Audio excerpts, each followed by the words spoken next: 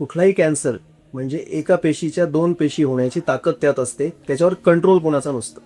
आता ब्रेनच्या कॅन्सर्समध्ये ग्रेडिंग ही सिस्टीम आहे, स्टेजिंग ही सिस्टीम आहे. आपण चौथ्या स्टेजचा, लास्ट स्टेजचा स्टेज हे कुठे वापरलं जातं, जिथे कॅन्सर शरीरात पसरतो. ब्रेनचे कॅन्सर्स ब्रेनच्या बाहेर कुठं जात, त्यामुळे ग्रेड असते. ग्रेड म्हणजे त्याची तीव्रता.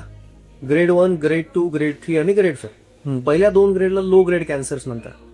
पुढच्या 2 ग्रेड्सना हाय ग्रेड कॅन्सर. हाय ग्रेड कॅन्सर्स वाढतात, झपाट्यानं वाढतात, त्याला ट्रीटमेंट लागते.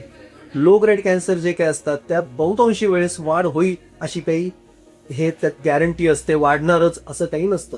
त्यामुळे जगामध्ये काही लोकांनी अनेक वर्षांपूर्वी असे काही रिसर्च केले की हे लो ग्रेड कॅन्सर आहे, आपण बघूया ना, हे त्रास तर देत नाही पेशंटला काय फक्त फिट आली आहे, फिट आल्यानंतर फिटची गोळी तो चालू करतो, बाकी तो चालतोय, फिरतोय, खातोय, पितोय, सगळं करतोय.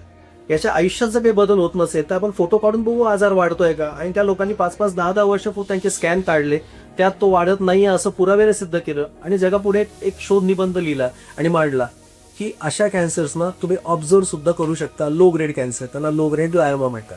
तर प्रत्येक लो ग्रेड कॅन्सरला तुम्ही ऑपरेशन करून काढलं पाहिजे असं नाही, कारण जे लो ग्रेड असतात ते मेंदूमध्ये असे शिरलेले असतात. मेंदू आणि त्यांचा एक जीव झालेला असतं पेशंटचा समूह. तुम्हाला ते मुळापासून कधी काढता येत नाही. त्यामुळे तुम्ही किती उत्साहात मी म्हणलं सर्जरी करतो, त्याचा संपूर्ण कॅन्सर बाहेर काढतो. लो ग्रेड कॅन्सर मुळापासून काढता येत. तर तुम्ही जर तो मुळापासून आधार घालवू शकत नसाल तर मोठ्या ऑपरेशनचा धोका त्या पेशंटला आपण का द्यायचा. जी गोष्ट तुम्ही मुळापासून क्युअर करू शकताय, कायमचं बरं करू शकताय, त्याकरता तुम्ही सर्जरी करू शकताय. जे अर्धवट शिल्लक राहणारे शरीरात ते अर्ध शिल्लक राहिले काय पूर्ण शिल्लक राहिले काय त्रास देत नसेल तर उत्तम आहे.